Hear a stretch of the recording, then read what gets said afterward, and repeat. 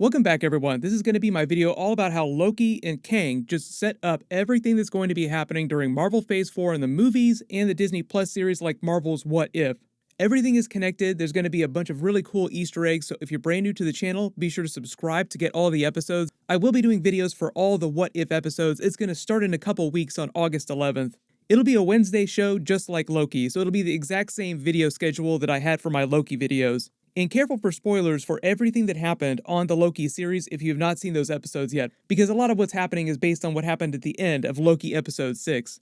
But during the Loki finale, Kang revealed his grand plan and the gambit for Loki and Sylvie: kill him, stop his current system of using the TVA to control the single sacred timeline that we've known is the main MCU timeline for all the Marvel movies so far, or take his place and run the TVA themselves and keep the system going, revealing that as bad as it was that he was erasing all these other alternate timelines for seemingly small reasons, he was in fact stopping alternate timelines from being created wherein variants of himself, dangerous variants, would rise up like evil versions of Kang, because that would lead to another all-out multiverse Kang war and threaten to destroy all of reality, the entire multiverse as we know it. Sylvie killed him not because she wanted a multiverse war, but because she didn't believe what he was saying. Turns out he was telling the truth. Oops.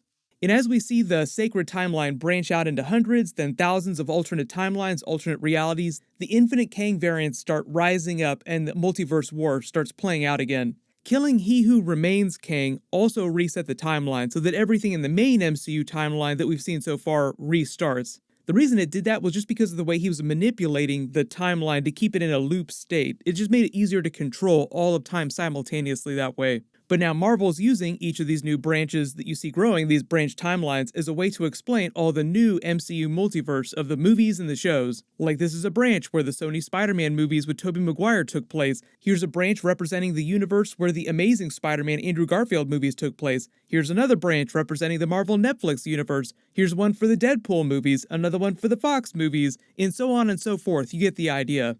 And now it makes more sense why Marvel waited to release the What If episodes till now, because they're using Loki to set up most of the major twists of the next several years of the Marvel movies and Disney Plus series. Like Spider-Man No Way Home for instance, this is probably one of the best reasons why Sony has not released the Spider-Man No Way Home trailer yet. After you watch the Loki finale, now it'll make more sense when a bunch of characters from the Tobey Maguire and Andrew Garfield Spider-Man movies start appearing in the main MCU universe with Tom Holland's Spider-Man. Oh, it's the Kang War, it's happening across the multiverse. Whole universes are being deleted en masse. Doctor Strange is trying to salvage what he can, and these Sinister Six Tobey Maguire characters, Andrew Garfield characters, have no way home right now, just like Sylvie had no way home because her timeline was deleted. There was a rumor a long time ago that the title of Spider-Man No Way Home was a reference to the villains, the multiverse Sinister Six characters, having no way home, and now that makes a little more sense. The Marvel What If episodes are just a different spin on that concept. You all probably noticed in the last big What If trailer, they focused very heavily on the footage that mirrored the creation of the original Avengers team through Marvel Phase 1, 2, and 3.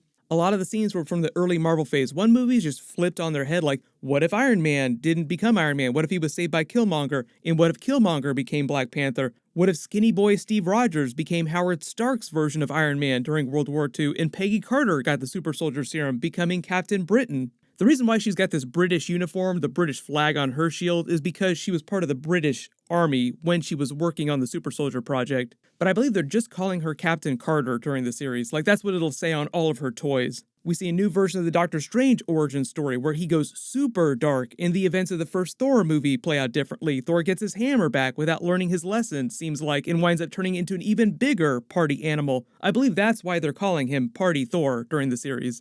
And then they legit show us that Avengers Assemble moment from the first Avengers movie, but suddenly it's different and you have all these different characters becoming a different version of the team. Even though they're the Multiverse Avengers, I believe the name that they're using on the show, just to differentiate it, is the Guardians of the Multiverse. But it's a lot like Marvel's Exiles if you're a big comic book fan. But the idea in the Loki finale here is that a lot of the What If episodes are basically taken from a lot of these different branches that you see popping up at the end of the episode. Like you have all these realities that Kang was trying to prevent with all this crazy WTF stuff happening. And we'll see some of that play out during the Marvel What If episodes. The Watcher, played by Jeffrey Wright, you may recognize his voice if you didn't see the big Comic-Con panel where they announced he was playing Marvel's Watcher, is watching all this play out and per the rules of his race, can't really interfere. Like he explains that during the trailer, he's bound to not interfere, but he can speak to them, explain the stakes to them, and give them a push, so to speak. So as he narrates the action, watching this all play out across the multiverse, you have these multiverse Avengers coming together from across all the episodes. And even though it kind of seems like Ultron is the main villain of Season 1, like Ultron with all the Infinity Stones and Vision's body, it seems like, good pick for main villain, but they haven't completely explained how they're going to play that because, for instance, the Infinity Stones only work in the original universe that they came from, so unless Marvel changes that, this version of Ultron would only be able to use these Infinity Stones in the original reality that he came from. So what they might be doing, because they are assembling all these different characters from different alternate universes, is they might be going for a really Rick and Morty twist, like Rick and Morty meets Marvel's Exiles. If you're not familiar with Marvel's Exiles, they're a multiverse team made up of characters from different realities, and they just travel around to different universes, solving really big problems in each different universe. During Rick and Morty, early on in the series, they introduced the concept that sometimes the main version of Rick, or sometimes other Ricks as well, would pack up their junk and just permanently move to another reality, maybe because the one they were in got destroyed, or something terrible happened that they couldn't fix or didn't want to fix, like everyone getting Cronenberged. We actually saw a good comparison to this during the What If trailer. It would be like Marvel's zombies happening. Like, oh crap, everybody's been turned into a zombie on this planet. There's no way we can fix this. Time to pack up our crap and head to a different universe. Pack your shit. That's only gonna keep them down for a little bit, Morty. You f***ed with squirrels, Morty. We got a good 5 minutes before they're backing up on our ass, Morty. We have to pack up and move to a new reality, Morty. So even though Marvel's What If episodes are animated, it's still connected to the other Marvel movies and live-action Disney Plus series like Loki. It's just them taking advantage of all the chaos that Loki and Sylvie caused, unleashing the true version of the multiverse. And Kevin Feige said, what if we make it animated? Everyone get your Family Guy memes ready. We'll see how many times they actually say the name of the show inside the show itself. Like, see, he said the thing. He called it What If. If you understand animation, you also understand why they're doing this animated, because if they did action and fight scenes every 5 seconds at this scale in live action, it would cost more money to make this show than they used to make Avengers Infinity War and Avengers Endgame combined. And Disney's like, we're not going to spend $1 billion making 10 episodes of television.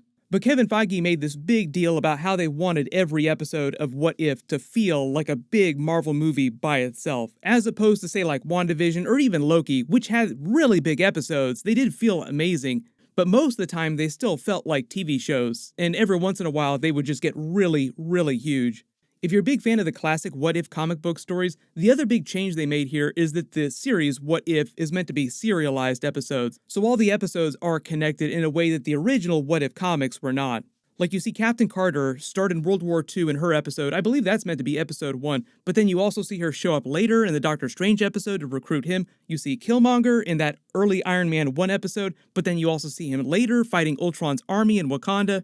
You see Thor get his hammer back in the early Thor movie episode, then later he's fighting Ultron's army in Vegas, and then also later in their big Avengers episode, you see them together doing their Avengers Assemble moment. There are supposed to be 10 episodes in Season 1. They've already confirmed a while ago it will get a Season 2, but they didn't say when that's going to premiere. Hopefully it'll be next year and we don't have to wait that long. But it sounds like they spend most of Season 1 just going around assembling this team across all the episodes, doing the origin stories like, here are the major events of the MCU that went down differently in these realities.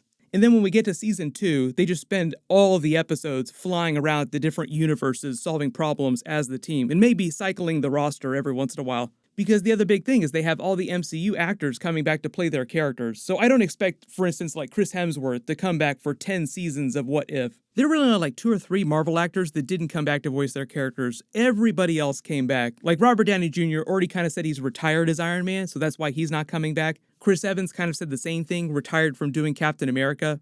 But you have people like Tom Holland doing the voice of his version of Spider-Man when Spider-Man shows up during the series. In terms of the What If versions of the characters, though, showing up in live action, I think if that winds up happening, it won't happen till the next big Secret War style movie, and they'll be like background characters. Like they'll pay off the promise of a lot of these alternate realities. But really, the Loki finale just teased the concept of a Secret War style movie happening in the future, like an all-out multiverse war with many alternate universe versions of characters battling to save their realities, all because of what Kang's variants are doing. So everyone let me know in the comments, if we do start seeing some of the characters from the What If series, the alternate universe versions, showing up in live action, which movie do you think that will be? And which versions of the characters do you want to see show up in live action?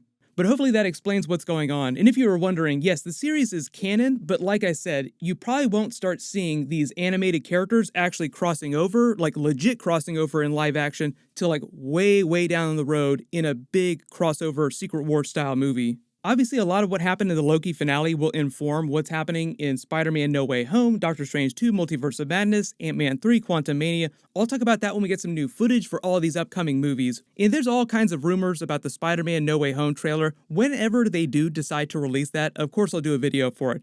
Everyone click here for my Loki finale alternate ending and deleted scenes video, and click here for all my Loki episode videos. Thank you so much for watching, everyone stay safe, and I'll see you guys tonight.